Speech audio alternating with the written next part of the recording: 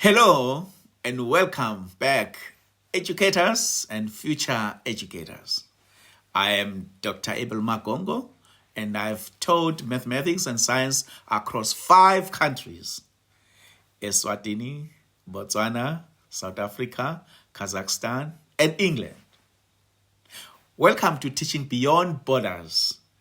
In this video, we are diving deep into the body of the lesson, the phase where real learning happens. Whether you are teaching in a well-resourced school or a chalk and talk classroom, this stage is where your learners engage, apply, and grow. Part 1 of the video is divided into 3 parts. Part 1, why the body of the lesson matters. The body of the lesson is the heart of the teaching process. This is where the teacher introduces new content, facilitates meaningful activities, and monitors learners' understanding.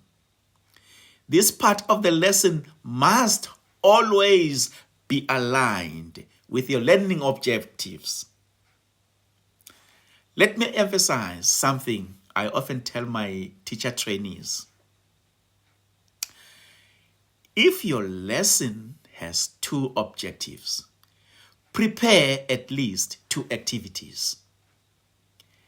If your lesson has 3 objectives, prepare 3 aligned activities. Each activity must intentionally help learners move toward achieving one or more of your lesson's goals. Do not include tasks that are entertaining but unrelated to the lesson outcomes. This wastes precious instructional time. Part 2, teacher's role in the body of the lesson. That is the middle phase focus. 1, the teacher's role is to reveal new content with authentic examples. Explain new concepts using real-life or culturally relevant examples. In a mathematics class, for example, link word problems to learners' daily experiences. Budgeting, travel, or farming.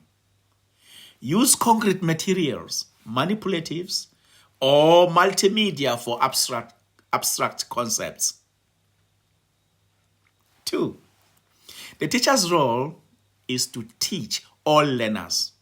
Use differentiation in action in your classroom.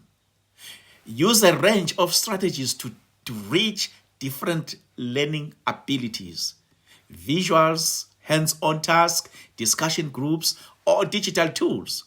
For example, in my lesson in Kazakhstan, I provided bilingual prompts to support multilingual learners. Pair high-performing learners with others for peer support or assistance. 3, the teacher's role is to give activities that match grade, subject, and outcomes. Every activity should be developmentally appropriate, context sensitive, and directly tied to CAPS or aligned objectives. In England, I used national curriculum descriptors to check whether tasks were age-appropriate and skill-based. 4, the teacher's role in effective use of teaching aid and technology is very important as well. Use learning and teaching support materials that are relevant and engaging. If teaching in a low-resource setting like rural Eswatini, improvise. For example, booklet for counting or string for geometry.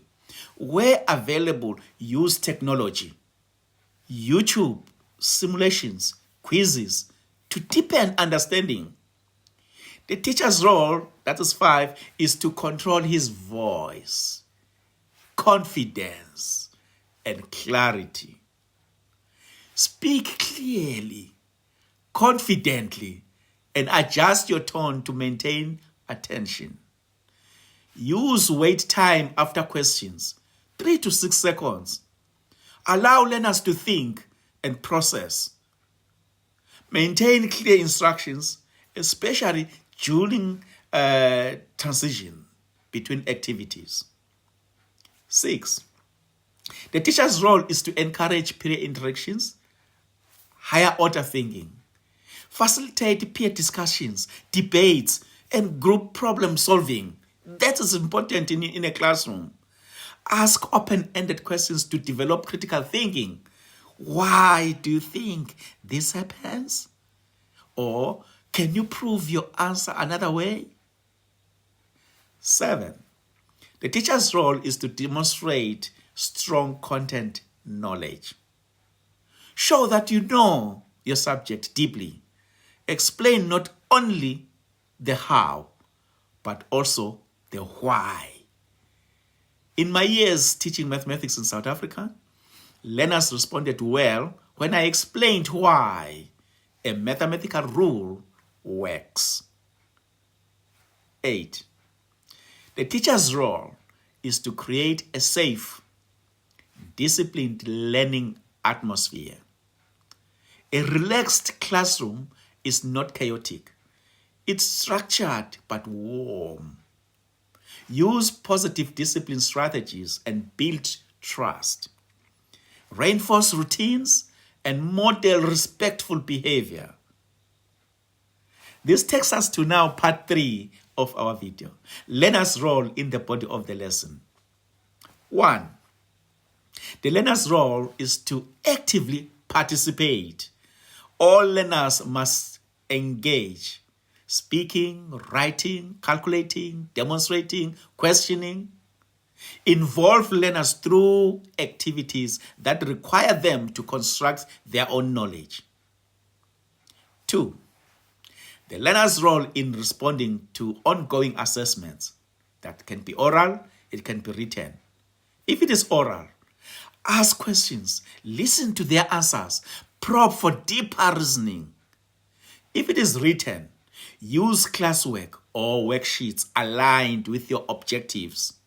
Include exit tickets or reflection slips to assess lesson effectiveness. 3. The learner's role is to collaborate and communicate. Learners must be encouraged all the time to share their thinking. In Botswana, I found that using cooperative strategies like think, pair, share helped quiet learners participate more. 4. The learner's role is to use learning and teaching support material and technology. Encourage learners to explore content through visuals, manipulatives, apps, where possible. Final thought. Activities must serve objectives.